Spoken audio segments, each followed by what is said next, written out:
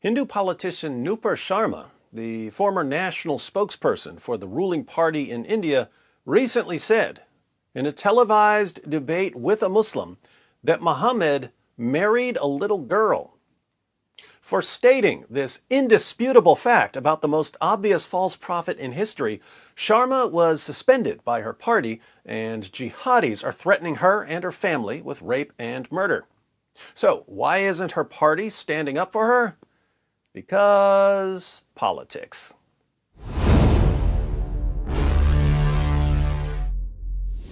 Before we get into the facts of the Nupur Sharma controversy, let's talk about the elephant in the room: Muhammad's marriage to a prepubescent little girl.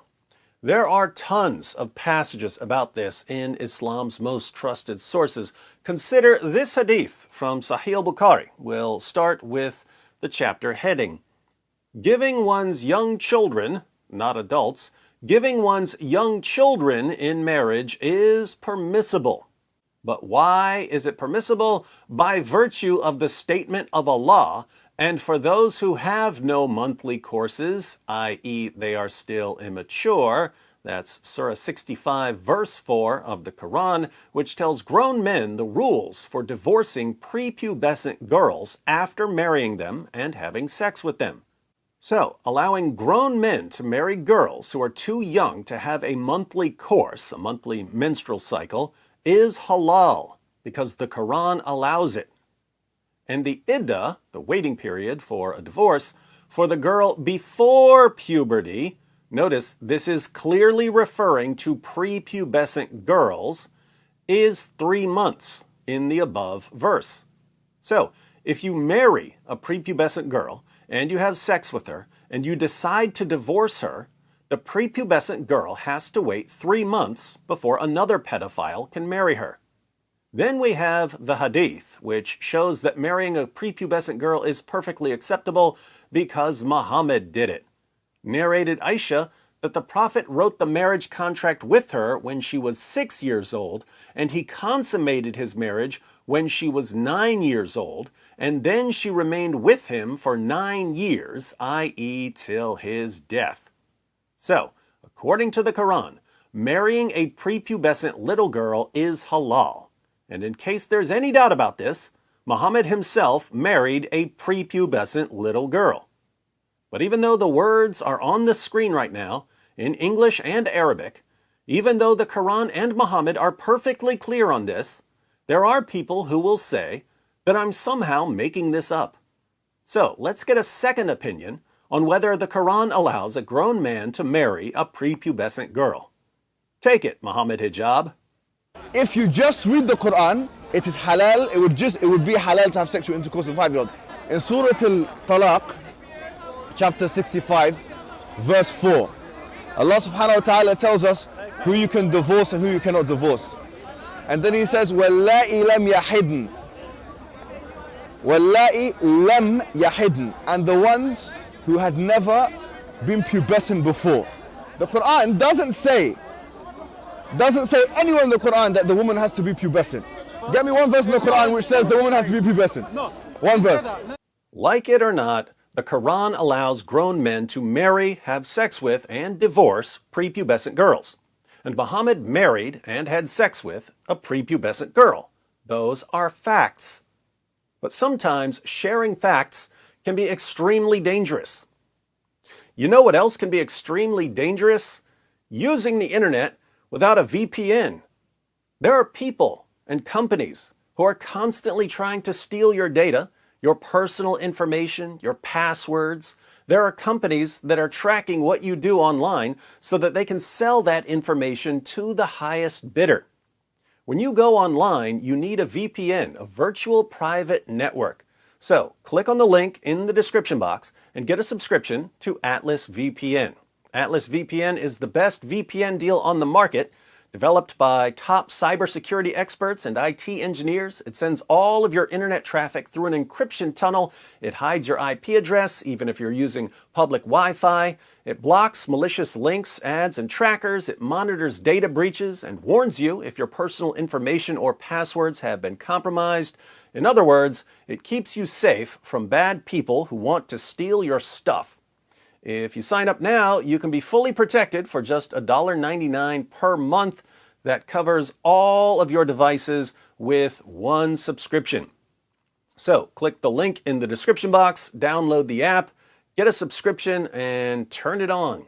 Going from horribly exposed to extremely safe will only take you a couple of minutes. So get Atlas VPN and practice safe surfing. Now, a VPN can protect your data while you're online. But what happens if you're a Hindu and you're in a televised debate with a Muslim and you mention the fact that Muhammad married a prepubescent girl? CNN, the most trusted name in news, reports India is trying to contain the diplomatic fallout as outrage grows in the Muslim world following derogatory comments made by ruling party officials about the Prophet Muhammad. As always, it's great to see journalists calling Muhammad a prophet. The United Arab Emirates, Malaysia, Oman, and Iraq are among at least 15 Muslim-majority nations to have condemned the remarks, which were described as Islamophobic, with several countries summoning India's ambassadors. The incident sparked protests in neighboring Pakistan and prompted calls from around the region to boycott Indian goods. India's Hindu nationalist ruling Bharatiya Janata Party, BJP, disciplined the two officials involved, but the firestorm involving India's major Arab trade partners is yet to die down.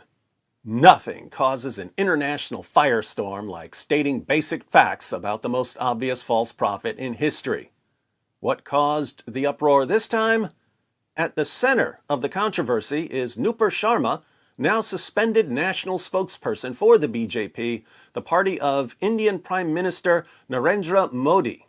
On May 26th, Sharma made comments during a televised debate on an Indian news channel about the Prophet Muhammad that were widely deemed offensive and Islamophobic. Most Indian news outlets have not directly quoted Sharma's original comments, even though her comments were completely factual. Sharma later withdrew her remarks and said it was never her intention to hurt anyone's religious feelings. On Twitter, Sharma said her words were a response to derogatory comments made during the debate about a Hindu god. If my words have caused discomfort or hurt religious feelings of anyone whatsoever, I hereby unconditionally withdraw my statement, she said. Here's Nupur Sharma's statement on Twitter.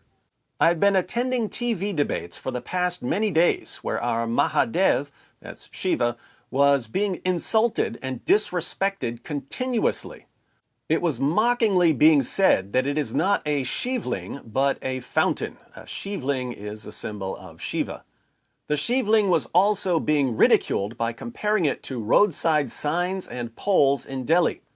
I could not tolerate this continuous insult and disrespect towards our Mahadev, and I said some things in response to it. If my words have caused discomfort or hurt religious feelings of anyone whatsoever, I hereby unconditionally withdraw my statement. It was never my intention to hurt anyone's religious feelings. Nupur Sharma. So, Nupur Sharma was in a debate. People were insulting her religious beliefs, and she responded by saying, in effect, if you really want to keep going with the religious insults, I could start talking about Muhammad's marriage to Aisha when she was 6, and Muhammad consummating the marriage when Aisha was 9. So do you really want to go down this road? And that was enough to produce an international uproar. Sharma was punished by the BJP. She and her family now need round-the-clock security because of all the threats she's receiving. Mobs are demanding that Sharma be arrested. Police filed a complaint about her. Jihadis are posting videos about beheading her. In response to violent protests, hundreds of people were arrested and some Muslim homes were demolished. Keep in mind, why is there an international uproar? Because a Hindu woman stated facts about Muhammad's relationship with Aisha. Notice, the response of Muslim leaders isn't, excuse me, but what you've said about Prophet Muhammad is false, and here's the evidence that proves you're wrong. The response of Muslim leaders is, We know that what you're saying is true, but you're not allowed to say it. Because you're a Hindu and we're Muslims, and we're not going to allow a Hindu to criticize our prophet. So, why isn't Nupur Sharma's party, the BJP, defending her? Because politics. India doesn't just have to deal with multiple religious groups within its borders. India has various relationships with countries around the world. India is one of the world's biggest importers of oil, and most of that oil comes from Muslim-majority nations. India also sends millions of workers to work in Muslim-majority nations, which sends money back to India. Indian leaders don't want to ruin their economy over some comments about Muhammad. So they had to throw Nupur Sharma under the bus. The BJP can't defend Nupur Sharma. But I can. And you can. So take a screenshot of the hadith I quoted in this video. I'll also put the hadith on my community page here on YouTube, as well as on Twitter. There's a link to my Twitter page in the description box. Take the hadith and let people know that even though Nupur Sharma has apologized for hurting people's feelings, and even though she's been punished, what she said was absolutely correct. And no amount of whining, no amount of intimidation, no amount of mob violence is going to keep us from telling the truth about the most obvious false prophet in history.